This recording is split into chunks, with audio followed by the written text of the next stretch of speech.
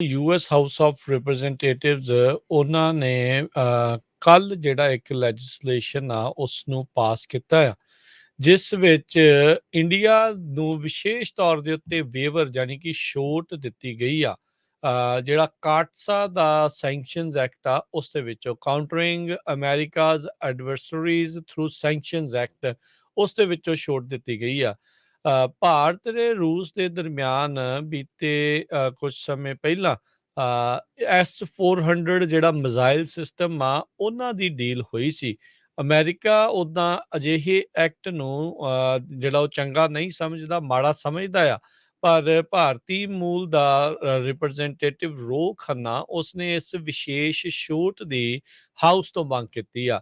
99 ਦੇ ਮੁਕਾਬਲੇ 330 ਜਿਹੜੀਆਂ ਵੋਟਾਂ ਦੇ ਨਾਲ ਇਸ ਦੇ ਵਿੱਚ ਇਸ ਛੂਟ ਨੂੰ ਪ੍ਰਵਾਨਗੀ ਦਿੱਤੀ ਗਈ ਹੈ। ਇਹ ਹਾਊਸ ਦੇ ਵਿੱਚ ਅਪਰੂਵ ਹੋਇਆ ਆ। ਆਲਦੋ ਇਹ ਜਿਹੜਾ ਨੈਸ਼ਨਲ ਡਿਫੈਂਸ ਆਥੋਰਾਈਜੇਸ਼ਨ ਐਕਟ ਹੁੰਦਾ ਆ NDAA, ਉਸ ਦੇ ਵਿੱਚ ਇੱਕ ਅਮੈਂਡਮੈਂਟ ਦੇ ਰੂਪ ਦੇ ਵਿੱਚ ਰੱਖਿਆ ਗਿਆ ਆ। ਸੋ ਇਸੇ ਹੀ ਅਮੈਂਡਮੈਂਟ ਦੇ ਤਹਿਤ ਜੇ ਸੈਨੇਟ 'ਚ ਇਸ ਨੂੰ ਪਾਸ ਹੁੰਦਾ ਆ ਤਾਂ ਇਸ ਛੋਟ ਦੇ ਉੱਤੇ ਪ੍ਰਵਾਨਗੀ ਲੱਗੇਗੀ। ਉੱਦਾਂ ਦੇਖਿਆ ਜਾਂਦਾ ਹੈ ਵੀ ਜਦ NDAA ਦੀਆਂ ਅਮੈਂਡਮੈਂਟਸ ਵੱਖ-ਵੱਖ ਸੋਧਾਂ ਆਉਂਦੀਆਂ ਨੇ, ਉਹਦੇ ਵਿੱਚ ਕਾਫੀ ਕੁਛ ਹੋਰ ਅੱਗੇ ਤਬਦੀਲ ਹੋ ਸਕਦਾ ਹੈ ਤੇ ਸੈਨੇਟ ਤੇ ਹਾਊਸ ਨੂੰ ਦੋਨਾਂ ਨੂੰ ditto word to word same legislation ਆ ਉਸ ਨੂੰ ਪਾਸ ਕਰਨਾ ਪੈਂਦਾ ਆ।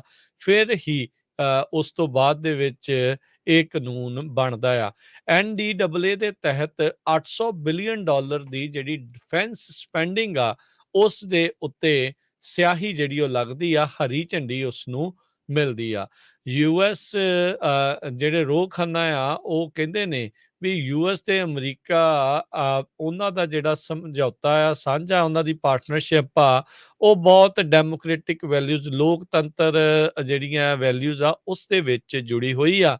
ਤੇ ਕਹਿੰਦੇ ਵੀ ਅਮਰੀਕਾ ਹਮੇਸ਼ਾ ਇੰਡੀਆ ਦੇ ਨਾਲ ਖੜੇਗਾ ਜਦ ਚਾਈਨਾ ਵਰਗੇ ਮੁਲਕ ਲਗਾਤਾਰ ਅਮਰੀਕਾ ਦੇ ਖਿਲਾਫ ਅਗਰੈਸ਼ਨ ਜਿਹੜਾ ਉਹ ਦਿਖਾ ਰਹੇ ਆ।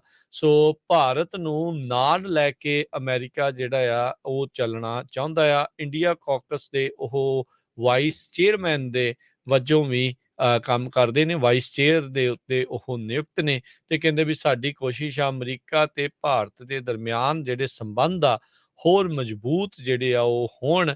ਤੇ ਕਹਿੰਦੇ ਵੀ ਜਿਹੜਾ S-400 ਮਿਜ਼ਾਈਲ ਸਿਸਟਮ ਆ ਉਹ ਭਾਰਤ ਚੀਨ ਤੋਂ ਆਪਣੇ ਆਪ ਨੂੰ ਬਚਾਉਣ ਦੇ ਲਈ ਹੀ ਖਰੀਦ ਰਿਹਾ ਆ। ਸੋ ਇਸੇ ਦੇ ਤਹਿਤ ਉਹਨਾਂ ਨੇ ਕੈਟਸਾ ਦੇ ਵਿੱਚੋਂ ਇਹਨਾਂ ਨੂੰ ਛੋਟ ਵੇਵਰ ਦੇਣ ਦੀ ਪ੍ਰਵਾਨਗੀ ਜਿਹੜੀ ਆ ਹਾਊਸ ਨੇ ਦੇ ਦਿੱਤੀ ਆ।